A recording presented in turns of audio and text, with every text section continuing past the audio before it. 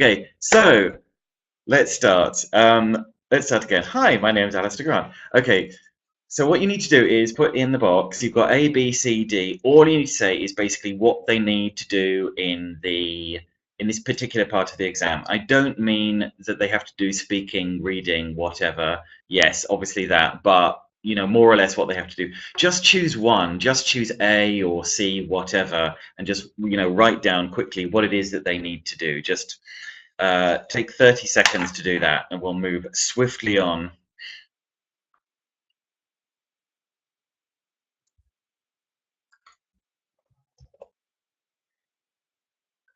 Okay, so let's see. We've got Michelle. We've got compare contrast. Yeah, absolutely. You might recognize that from the first certificate exam. And we've got choosing the correct option in B. Yeah, absolutely, multiple choice. Yeah, D, they have to write an article. Good question, Fernanda. Yeah, if you're talking about C, it's a listening activity. Guadalupe's just put fill in the blanks. Yeah, exactly. I believe this one's first certificate as well. It's like a word or a short phrase that they have to use to complete that. Look what Juniati's put. Answer questions, choose, fill in, and writing. Good. So all of these come from one of the Cambridge exams, and even if you know whichever international exams you use, you might well use this one. You might use another one. There's very likely to be some kind of activity for one of the 4 skills like this in your exam. In fact, quick question for you, put in the chat box. Which international exams do you guys use?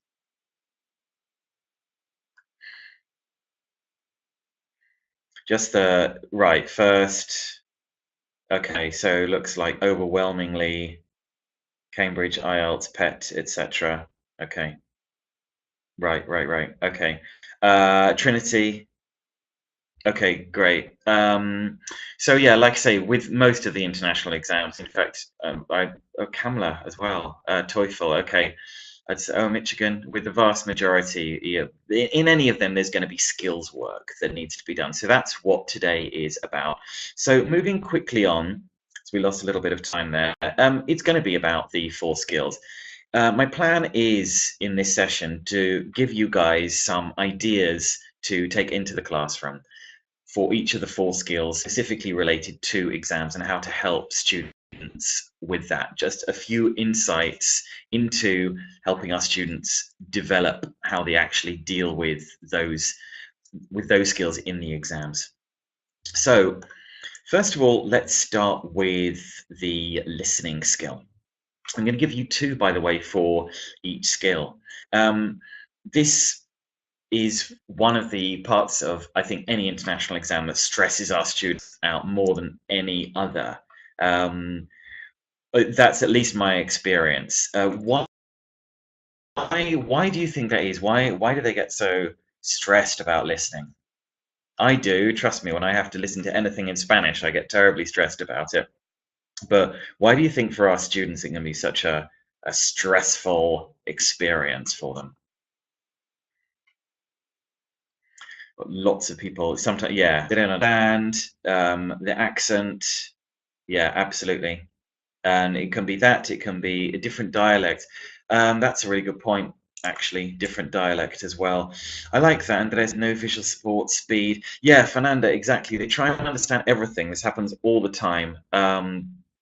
That's one of the things I wanted to mention. Okay, so as regards listening, the first thing that I wanted to mention about that was this situation here, and this is probably quite a familiar situation to all of you.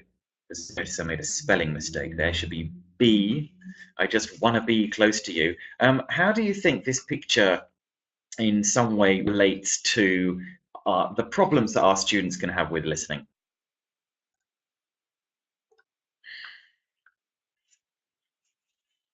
Yeah, it is. It is, Valeria. Definitely true. So yeah, right. See, want to be, yes. Yeah, now that's interesting what Maria's just said about missing the context, definitely there. Yeah, and it's not supposed to be a pun, it looks like it, but yeah, absolutely. This situation happens quite a lot. Um, it's a situation where our students need to really be skilled in their top-down processing.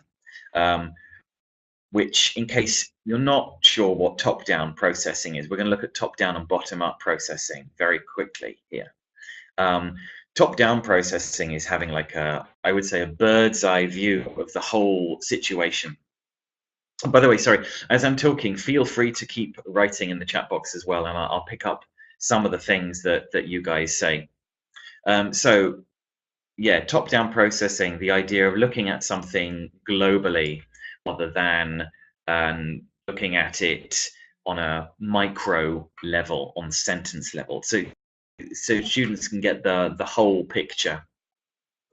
Larry Vandergrift, who's one of the great writers about listening, the listening skill, says that listening is probably the least explicit of the four language skills, and that's one of the things that makes it most difficult to learn. So, in terms of top-down processing, one of the things that I was thinking of helping our students was this. Here are some other phrases that have been misheard. And I've actually written them how they have been misheard, let's say, by students. And what I'd like you to do is you can put in the chat box what those real words might be. You see what I mean by real words? Because, for example, well, the first one we can look at together, it says she went to sister passenger who was pregnant. Right, Benny's just put assist, exactly. Now, yeah, exactly, Maria Marta. Yeah, assist instead of a sister. All right. What about number two?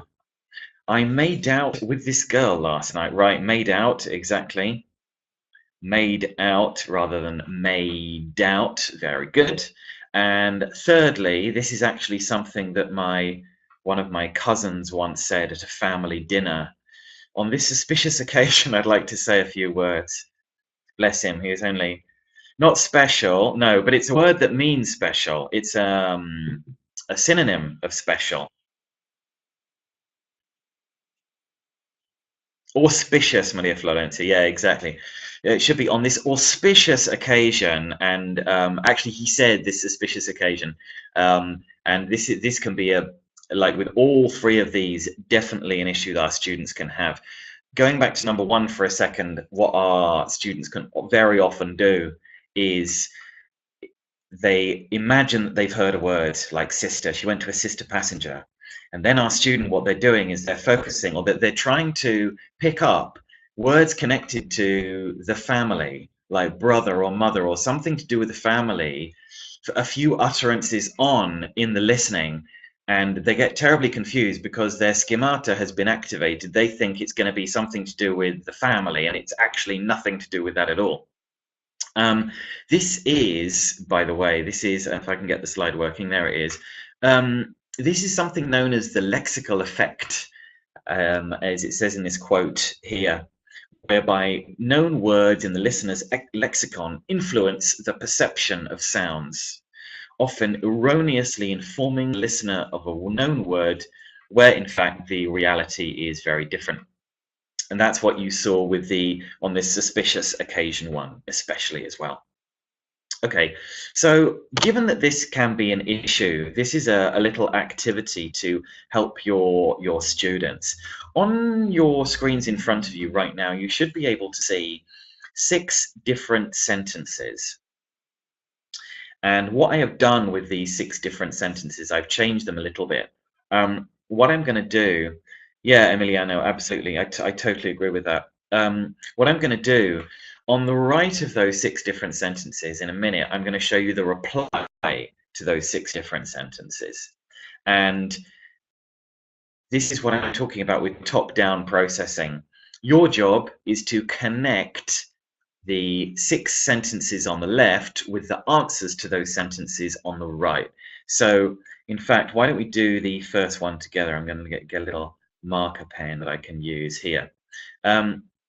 Let's look at the first, Alaska. Maybe she wants to come too. Which of the sentences, A, B, C, D, E, or F, would that one connect with? One is with B. Let's see. Yes. Yeah, that's right. Please don't. She's so annoying. Right. So what I want you guys to do, as quick as you can, I want you to match up 2, 3, 4, 5, and 6 with A, C, D, E, and F. We've already got B now. So you can see, I'm going to speak as you're doing that, guys. As you can see, Alaska obviously should be ask her, because that connects with the answer. Please don't. She's so annoying.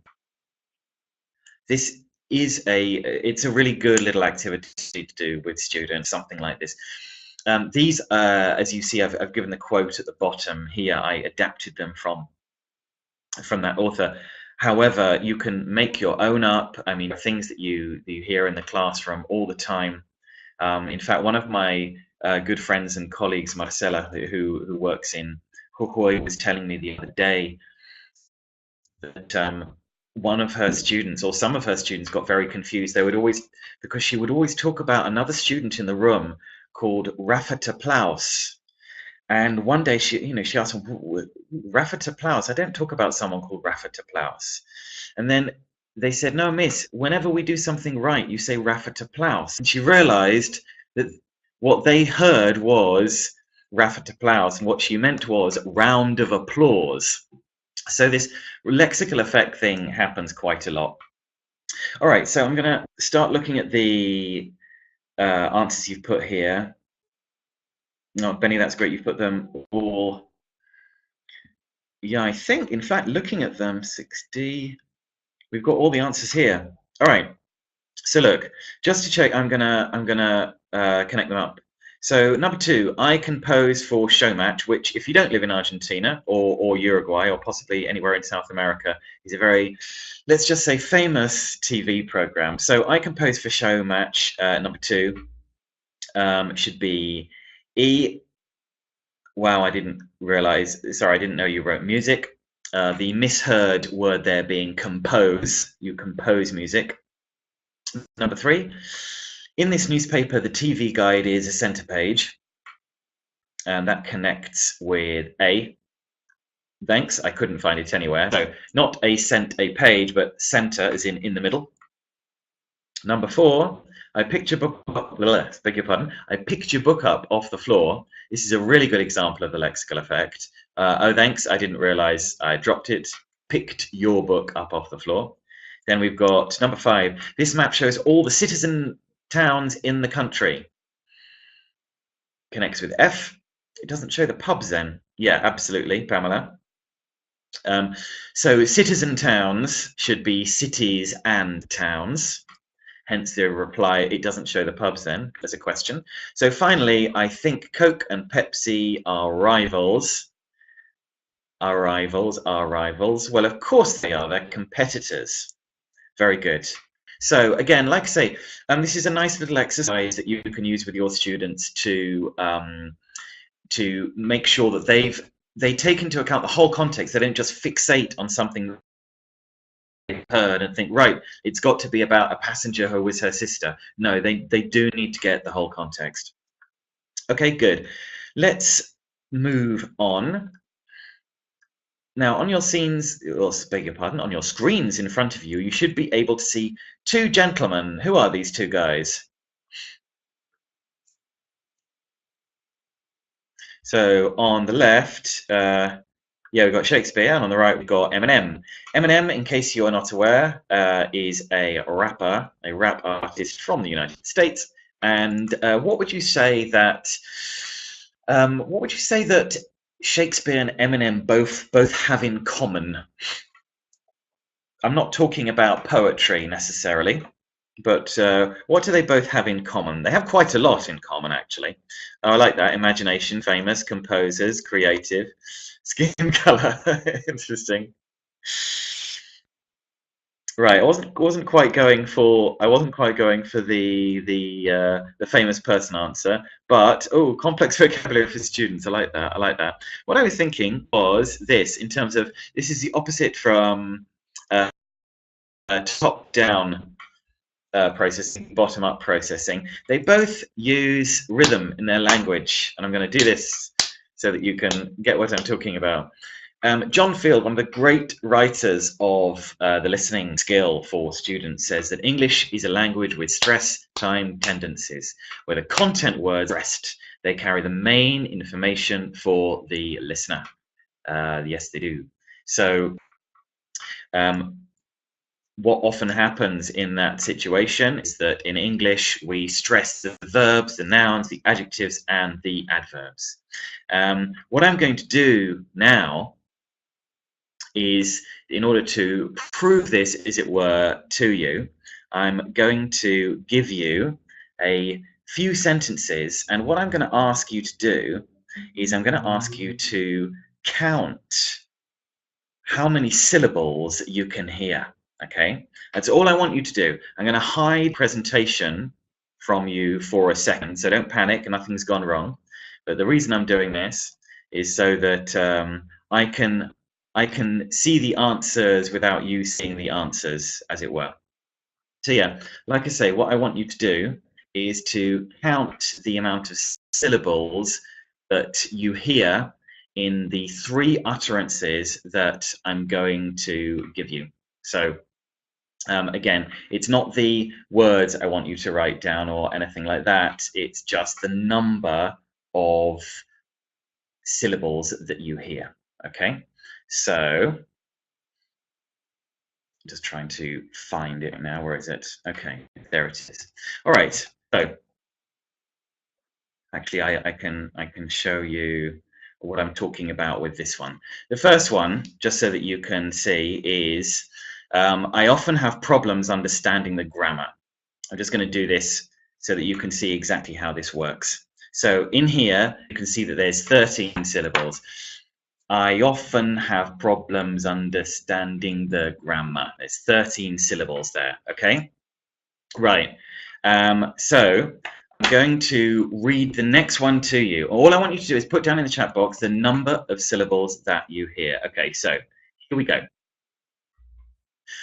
I always ask my teacher to help me if I need her. I'll say it again, because I'm feeling generous. I always ask my teacher to help me if I need her.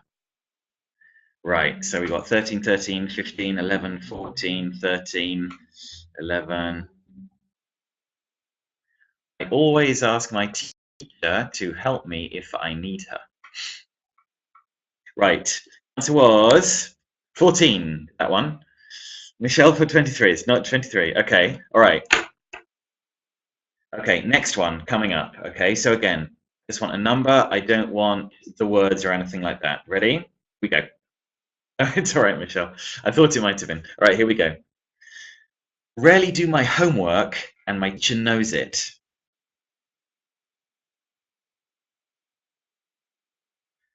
Again, I rarely do my homework, and my teacher knows it.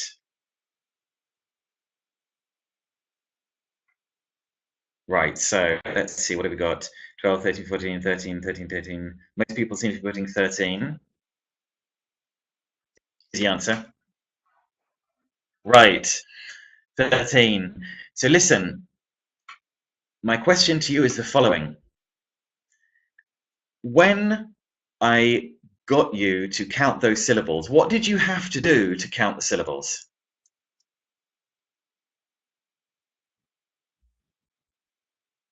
Ah, I like that. You clapped. Okay. Right. Well, Maria Florencia's just said, and a lot of you have just said, you're right, repeating the sentence, say it out loud. Okay, good. This is a nice little way of helping students with their listening, because they have to repeat it in their head, and they will often hear you will notice that I have highlighted the green while the content words, they carry the main information. Yeah, you have to focus on the stress sounds when you're counting the syllables, and when you're focusing on that, you also focus on the words that are stressed, and the words that are stressed carry the main information in the sentence. Okay, so let's move on to speaking now. I'm going to speed up a little bit here just because of time. Let's talk about for our students. Martin Bygate wrote a seminal work on second language speaking back in 1987. He suggests that there are 4 parts of the speaking process, and you can see here that I've put on the slide the 4 parts of the speaking process.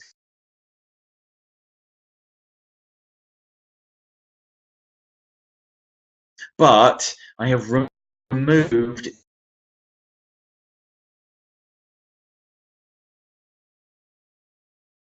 several words from it here. Okay, sorry, several letters from the 4 words that you've got here. We message words, speech organs, and then something underneath saying to identify and correct mistakes. Right, so let's see, we've got very good. Conceptualization is the first one, and I saw that somebody had put self-monitoring under as well. Good. Articulation is the third. I think that's really good. So I think we're only missing the second one along. I know, sorry, I know some of you, I can see that you put that the sound's not working particularly well. I'm really sorry about that. So we've got conceptualization, articulation is the one on the right. Formulation, perfect. Very good, Maria Florencia and Fernanda. Yeah, exactly. Good. Okay, so conceptualization to plan the content, formulation of the words and phrases to express meanings.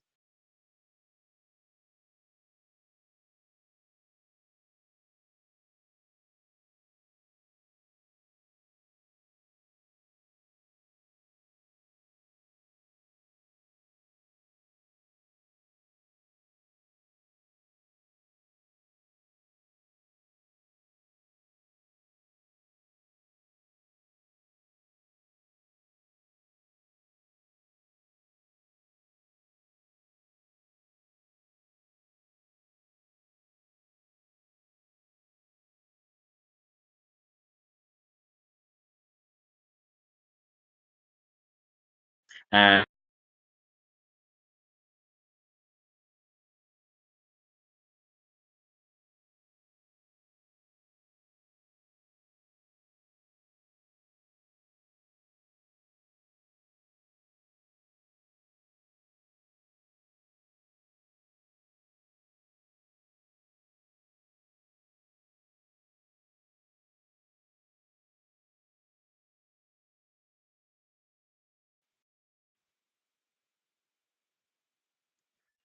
can anybody hear me at the moment?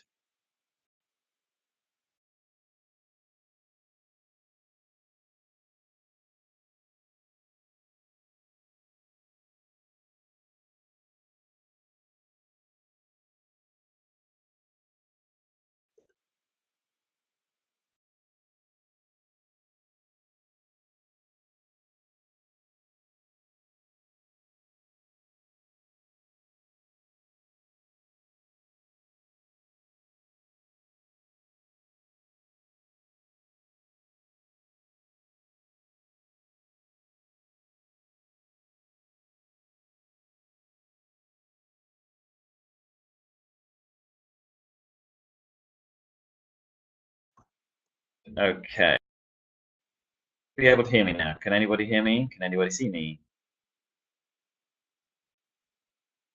Yes. Are we back? Are we back in business?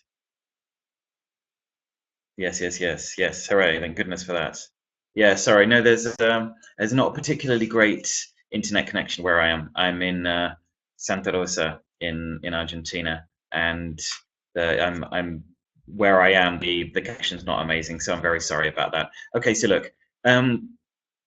Going back to the speaking, we just started with talking about the speaking process. We talked about Bygate and Krashen's idea about how challenging it could be. No, I think it's mine, Virginia, not yours. In this part of the exam, you were telling me that they have to compare and contrast pictures. In this case, what the people enjoy about watching these type of TV programs. Now, I often feel that one of the issues that our students have with, especially an activity like that, is they immediately look at it. There's pictures they've never seen before, and they're slightly disconnected, as it were, from what is in front of them on the exam paper. Quite a fun activity to do with them, to instead of using pictures like that, at least at the start, or when you're training them, is to use pictures of people they know. Now, when I say people they know, I don't necessarily mean friends, although it's an interesting idea. Now, there's nothing on the slide yet, Stella, that's why. But on this one, you're able to see. I'm going to explain what I'm talking about. Right. You should be able to see. What can you see on your slide now? Just to check. Oh my God. Right. Or who can you see on your slide, I should say? Brittany. Right. Okay, good. Brittany back in 1999. How would you describe Brittany in this picture back in 1999? What kind of adjectives would you use, or even phrases to describe the way she looks here? I like that. Young, innocent, like a teenager, naive. Yeah, there's a good way of putting it. Childish, innocent, happy. Right. Okay. Now I'm about to show you a picture of Britney Spears in 2007. And you'll probably notice there's, well, quite a difference to Britney Spears in 2007. Right, okay, here we go. Insane. Now, that's what I was going to say. How would you describe Britney in this picture? Rebel, lost. You've got, yeah, crisis to be awful. Yeah, completely different, depressed. Yes, Pamela, I totally agree with that. All right, so look. Apart from the fact that they are, well, we hope they will be aware of who Britney Spears is. I realize it makes me sound rather old saying that. And apart from that, they can also have some expressions that they need to complete, that they can use while comparing these pictures. So in fact, we can complete these together now. So we've got, in this picture, she seems to be something. For example, you guys have said innocent. In this picture, she's not so, etc. So what are these missing words that I've got here on the left? I'll read the others to you. She looks innocent in 1999. In 2000, she must have been a real something. Oh, good. While, whereas, however. Perfect. All right. Okay, good. And what about up here on the right? In 2007, she seems to have some problems. I think actually I saw someone put whereas. Yeah, great. Daphne. The whereas in 99, she must have been much happier. But on the other hand, yes, good. She's posing for the camera there. And that's repeated itself for some reason. Okay, fantastic. So, again, these are people that they know. There's some other people that they know. Who is this gentleman here?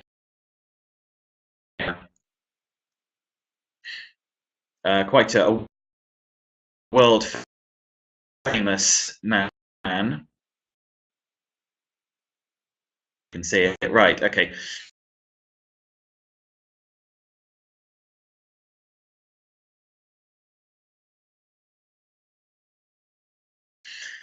Diego won the World English 2002. All right, I like that, Virginia. So we've got young and proud for the older Maradona. How would we describe, when I say older, I mean the picture's older. How would we describe Maradona in 2002?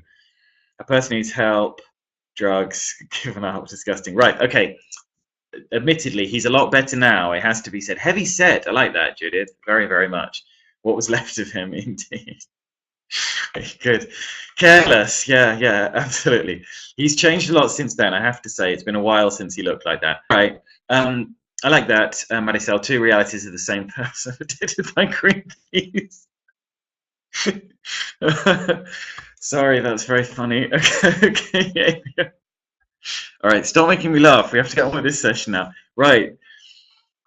By the way, you're going to be able to see all of these comments because this session's recorded, which is good because that you'll be able to see everybody's comments because there's some very funny things that people are putting here. Dear, I've got the giggles again. Like, this is exactly what happened last time. All right. Okay. Apart from Diego in the before and after, we also have Michael Jackson. Before this was 1983 when I think he released it Off the Wall album, which really dates me. This was pre-Thriller. So again, students could come up with adjectives for him. And stop making me laugh about Maradona, Andrea. And a newer picture of, well, of Michael Jackson. This was in 2003, I think it was. Yeah, incredible singer, but yeah, rather depressing, the difference between the two. All right, just because of time, we're going to move on, but again, you've got the idea here. They're people that they can very readily connect to, and yeah, again, this is something they're going to have to do in many international speaking exams, is compare and contrast pictures, ideas, etc. Okay, good. So let's move on. Chaotic cohesion is the title of the next slide. There's been a bit of chaotic cohesion with the technology, unfortunately. So one of the things that students often have to do in their speaking exams, they're given a series of pictures, and what do they have to do with this series of pictures here?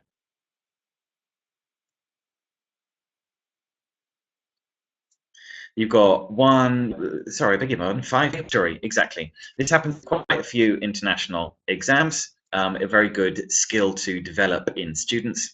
And again, in order to help them with this, what I've often done is I've got them to personalize it a little bit. And I've done it like this. I'm going to tell you a story about 2 friends of mine called Ben and Liz.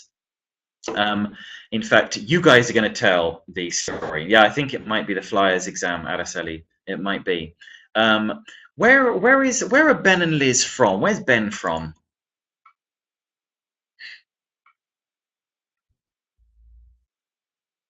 Yeah, Ben's from London. Liz, on the other hand, is not from London. Where's Liz from? Yeah, Liz is from Sydney, Australia. Absolutely. This is a true story, by the way. And the next picture in the story is this. This is the United States. This is New York. Why do you think this is the next? Very good. Maria Florencio, you were like 2 steps ahead of me there. They met in New York. Absolutely. Okay. All right. So they met in New York. They did. That's absolutely true. And they actually they didn't work together, but they met there. They had friends and colleagues in common. They fell in love. Very lovely story. But then, unfortunately, this had to happen. What happened here?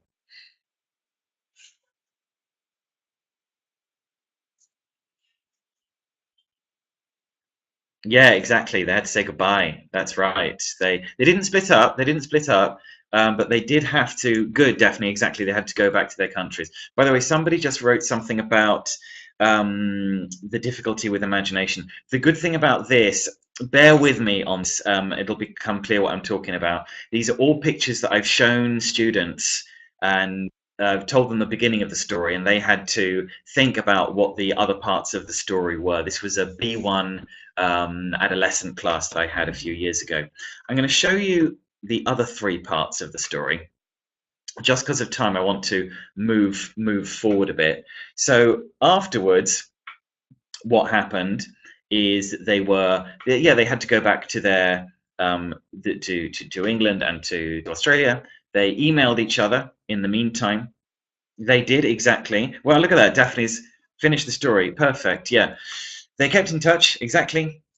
And they did travel, and they did it's a nice story, isn't it, Selena? They did travel, they did go and see each other and meet up again, and yeah, in the end they got married, and they actually got married on a beach as well. It was very lovely. I went to the wedding. It was a very lovely. The whole story is fantastic. They now live together and they have children, etc. But the point of this was that with my students, I gave them these pictures and told them the story about some of my friends. And then what my students had to do, I got them to look at their cell phones and they got pictures of their friends and how they met. And for homework, I got them to speak to their parents. They also brought in pictures of how them and their boyfriend, girlfriend met and whatever. And the other students had to go through the pictures. They had to make the story up. Now, what I also gave them, very importantly, Maricel, yes, the recording will be available next week.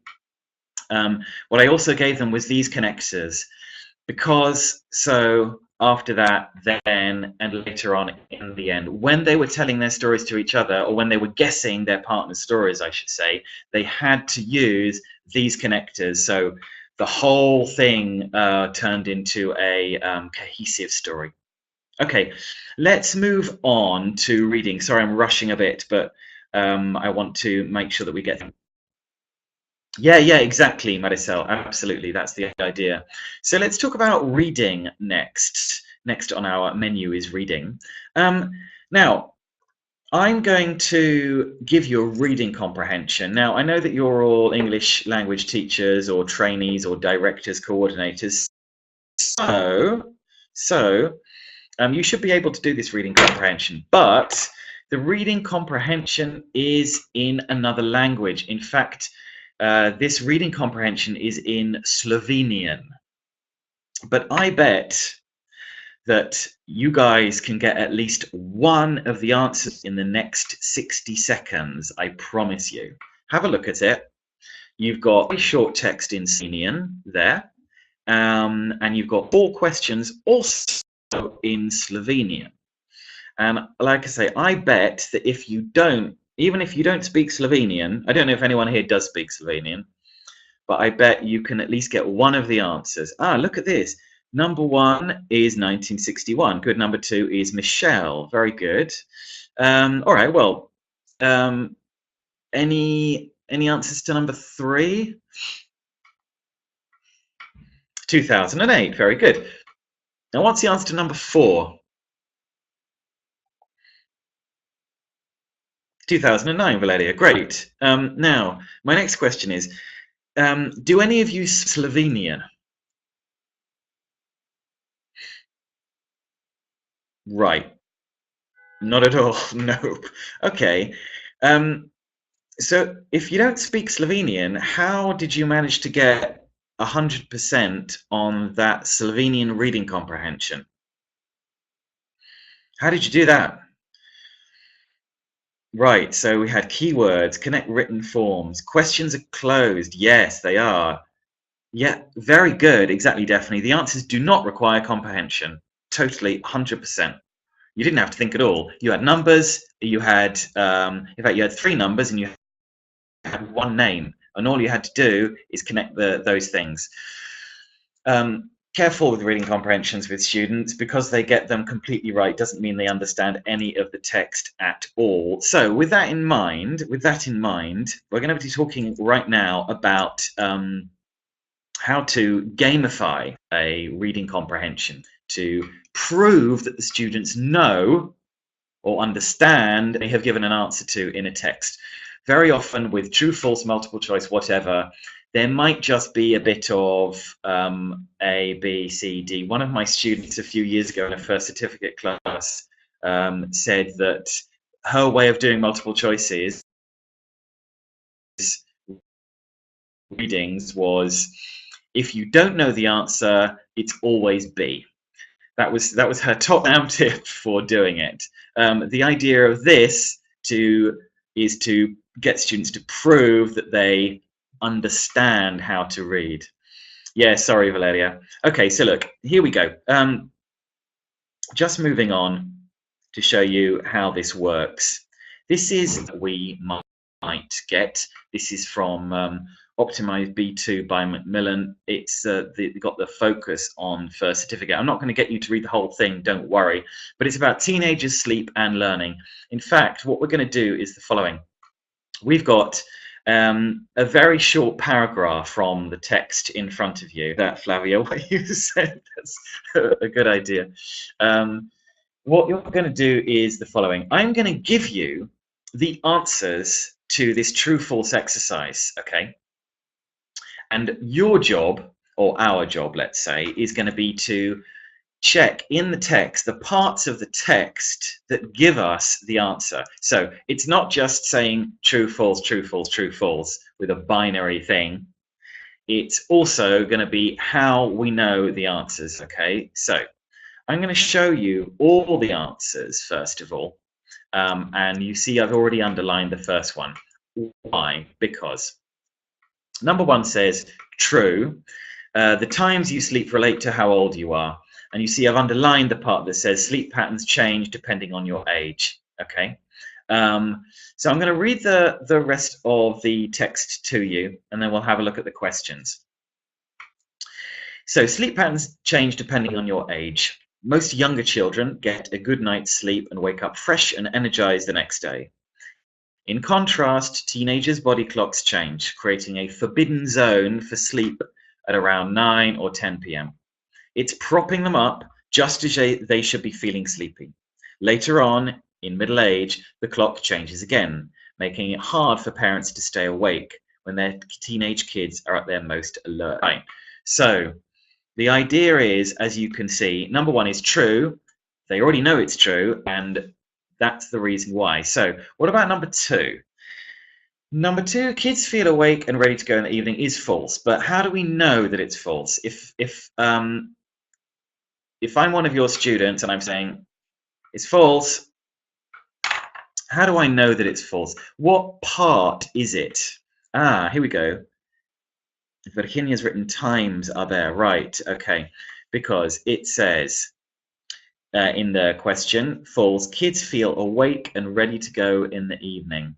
Right, it's false because it mentions, right, third line, okay, because it says most younger children need to get a good night's sleep and wake up feeling fresh and energized the next day. In contrast, teenagers' body clocks change. Okay, right, good, exactly. So hang on, I'm going to underline this in red as we're going. Oops, there it is. Okay. So they wake up fresh and energized. So that's definitely full. Right, good. Number three, we'll probably just do one more and then move on, I think, just a bit worried about time. So false. Adolescents' internal times never alter. It's definitely false. What are the words that tell you? Here we go. In contrast, blah, blah, blah, Daphne said until 10. Yeah, basically, yeah. This part here, body clock change. All right, well, let's do the others. Let's do the others. Number four, the body clock stays the same as we get older, and the answer is false. How do we know that it's false? Right, exactly. Exactly what Gustavo said. Clocks change again. Okay, finally. Right, and then number five, which is another one that's true. Often parents, sorry, I beg your pardon. Often when parents feel sleepy, adolescents feel awake, and it's true. What is it that tells you that it's true, that they feel awake? There's a few words in the text that tell you that when parents feel sleepy, adolescents. Okay, yeah, exactly. So hard for parents to stay awake. I'm going to underline that part as well. And kids are at their most alert, it says here. Very good. Okay, so again, as a couple of you I've noticed have already put in the chat box, the idea with this is it's not just true or false. Don't get me wrong. Obviously, you can ask your students, okay, how did you get the answer to number two? But I promise you, the amount of times I've heard students say to me, I don't remember, because this was an exercise earlier on in the exam, or maybe later or something, and they don't remember. But if they underline the actual part in the text, then they will be able to tell you. Sorry about the sound. I hope it comes back very shortly. All right, moving on now. You, I'm sure, recognize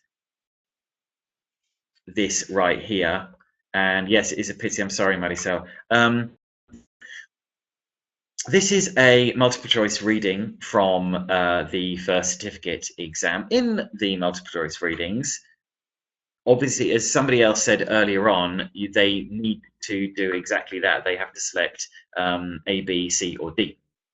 Now, deal with this because you can definitely, Marisol, don't worry.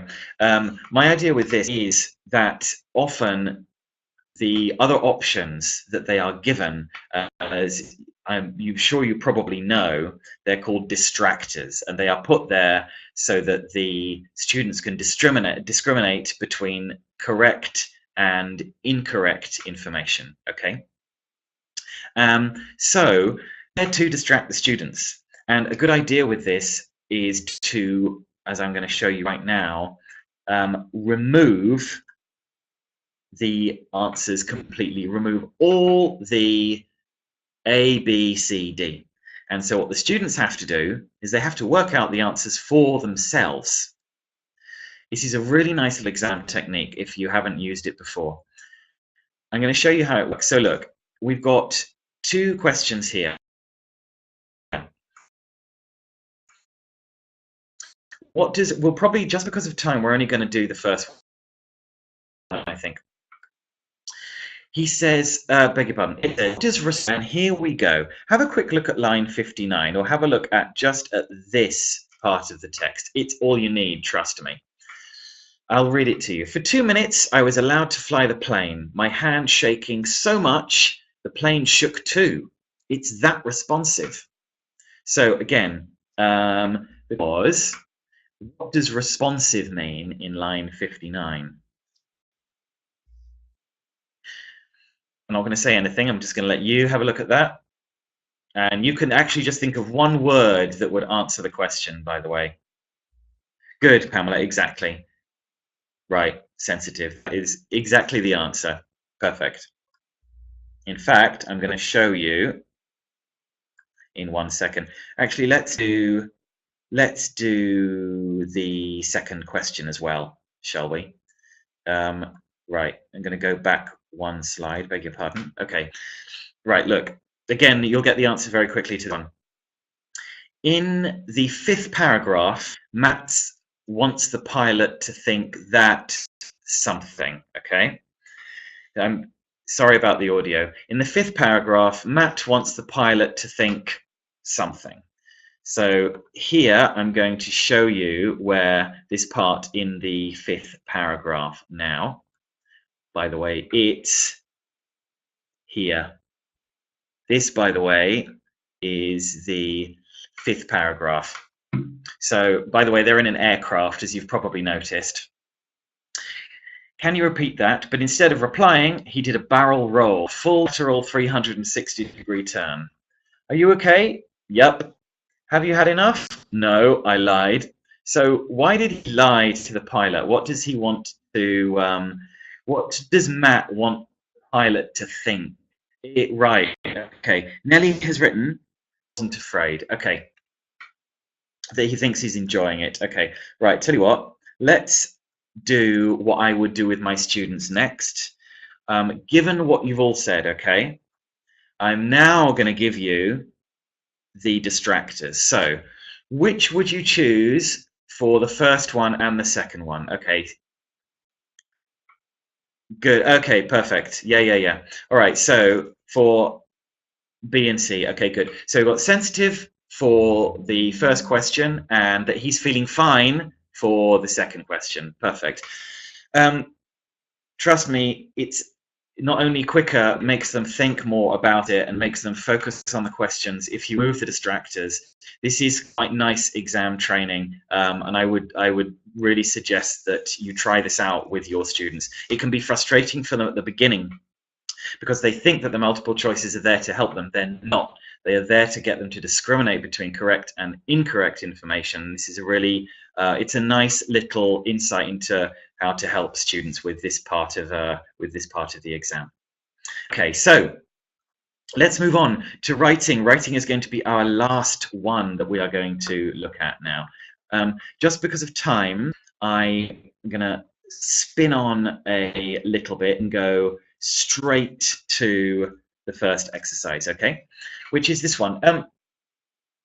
It's very difficult for our students a lot of the time to work with models, I think. Now, by models, what I'm talking about are you've seen these in all the course books that you've used, I'm sure. Your students are supposed to produce a certain piece of writing, and in the course book, they show you the type of writing that they're supposed to produce, okay? And this is a typical model from a PET exam, a PET story, let's say. And what I have done here is I've come up with an idea, an activity, so that the students can use a model as the basis for creating their own story, okay? And here is how it works. I'm sorry about the sound. With the recording, I'm really hoping that it's going to be much better after the recording comes through, okay? In the chat box, the words that you can see talk about things in the introduction to this story. Will do, Marisol. What are the words that talk about things? What are the thing words in this story? So last summer, I saw you're right, the nouns. Here they are. Here are all the nouns. You've got them all in red in front of you now. They are all the things. All right. And apart from the things, what are all the words that I am putting in here? What are all those words there? Adjectives, very good, all right. And what are these words, the ones that are in green? Verbs, indeed. And finally, the two words in blue. What have you got there? Adverbs, right, okay, perfect. Now, here is the idea. What I would like you to do is the following, okay? We're going to do this one word at a time. You're going to do this together. If you're my students, I'd be putting you in groups of 4 to do this. I would be splitting you into 4 people. The verb people, the noun people, the adjective people, and the adverb people, okay? But because there's well over 100 of us, we're going to do this all together. For example, instead of summer, you could say last what?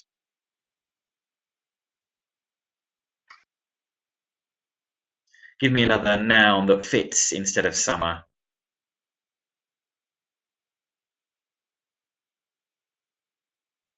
Brilliant. Maria Marta, you're 3 steps ahead of me. This is really good.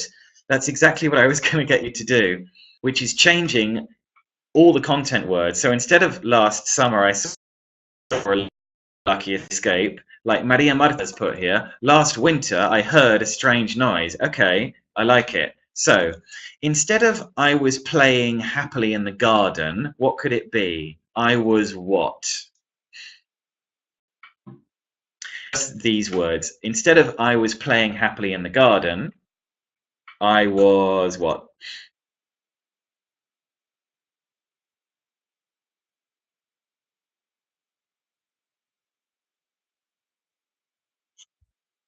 Oh, I like that. Last winter, I tasted a new. That's good. So, oh, okay.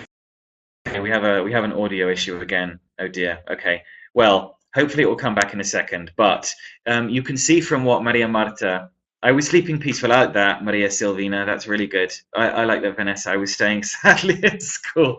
Great, great, perfect. So listen, just to move on a couple of slides to explain how this works. Saussure, back in the 19th century, told us that The basic way, the most basic way we understand language is with what he called the syntagmatic and the paradigmatic relations between the words. The content words in the sentence, or all the words in the sentence, and how they relate to each other, which is dictated by the syntax. Okay, so you could say, for example, now Alastair dropped a really beautiful glass, and just by changing the content words, by changing the paradigm, could get Juan drank a very cheap beer, or Marielle brought a surprisingly tasteless whiskey. All you're doing is changing the content words. The syntax remains the same, okay? And that's exactly what the students will be doing with this activity. The syntax is still there. I mean, the framework of the story is there, but in their groups of 4 people, they are changing the words of the story and make their own story. Say groups of 4. Somebody to do the nouns, someone to do the adjectives, someone to do the verbs, someone to do the adverbs, and they all have to check that the sense as well, okay? It would be a nice way of getting students to work with a model story, a model text for exams. Okay, spinning on to, this is just going to be the last activity that we do, just because of time. And this is to do with marking exams. I think one of the issues that often happens with our students is they're not really sure they understand how the marking system works. The idea is here to give them the criteria by which their writing is being judged, by which it's being marked, okay? And to make sure that if you give them, and I'm not saying go into great detail explaining them, etc., but the following. Often, nearly always, in fact, either in the course books that you use with your students or in exam paper books, often with the Cambridge exam paper books, you've got in the back of them examples of old students' production of the pieces of writing that they have produced for exams. Again, in groups of 4, you can give them the marking criteria. So somebody can be in charge of content, somebody in charge of communicative achievement, somebody in charge of organization, and somebody in charge of language. And how it works is the following. You give them the rubric for the written task. Here it is, for example. In this written task, the students needed to look at let's see, for my homework project, I have to write a special day that people celebrate in your country. Which special day should I write about? What information should I include? All right, so they've got to write a letter there, by the look of it, okay? Now, that is the task that the candidate had to follow to do the writing. And here is what the candidate wrote. Now, again, if you are my students in groups of 4, I would make sure that one of you is in charge of the content, one of you the communicative achievement, one of you the organization, or one of you the language. Again, because there's plenty of us here, there's over 100 of us, we're going to do this together. So, in terms of the content, for example, you probably know that Cambridge typically give marks between 1 and 5. I'm going to read this to you, and I'd like you to tell me what mark you would give them for, again, content, communicative achievement, organization, and language. Just give me a mark out of 5 for each. So, dear friend, thank you for your letter. I will try to help you. In my country, there are many big special days, but the more important is in December every year. Then it is very cold with a lot of snow and ice and bad weather. But we go out and visit our friends and give presents. Children get toys and money and sweets and are very happy. We eat special meals, soup, meat with potato and mushrooms, and then cake with cream and sugar. It is very good. Please write me how you are and when do you come to my country to see this special day? Your friend. Right. Going through these quickly, what would you give student for? What would you give the student for content out of 5? 1, 2, 3, 4, or 5? Well, you did see the rubric, remember, Fernando? And I agree, in general it does. Okay, 3. All right, so 3, Fernando would give. Okay, what about 4, communicative achievement? What would you give for communicative achievement? They get their message across out of 5. What would you say? 1, 2, 3, 4, or 5? Right, Fernando goes for 5 for that one. And in fact, show you the, where are they? The criteria again. Oops, there they are. All right. What about organization? What would you give for organization? 1, 2, 3, 4, 5. Okay. Michelle goes 5. 5. Alejandra 4. All right. Let's see. And then finally, what about language? What would you give this student for language out of 5?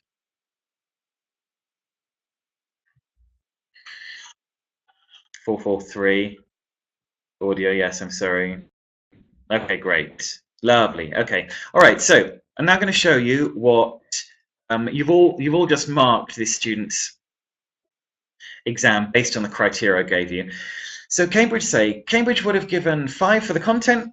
All content is relevant to the task and the reader would fully inform. Communicative achievement would have they said that there was an awkward beginning and end, but it was definitely good enough. And for organization, they would have given 4 out of 5. They said it was generally well organized and coherent. And for language, they would have given 4. There was an appropriate range of lexis. There were some minor errors, but nothing that impedes communication. Cambridge, in fact, most international exam boards have definitely a preoccupation with impeding and non-impeding errors, and they decided that there was nothing, like it says here, that impedes communication. So again, the idea is that the students in groups of 4 have the marking criteria.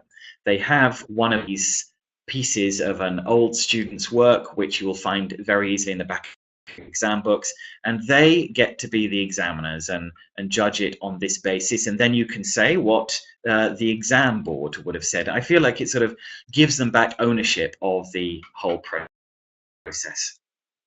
Okay, so that was a quick tour around some insights for exams, the listening, speaking, reading, and writing.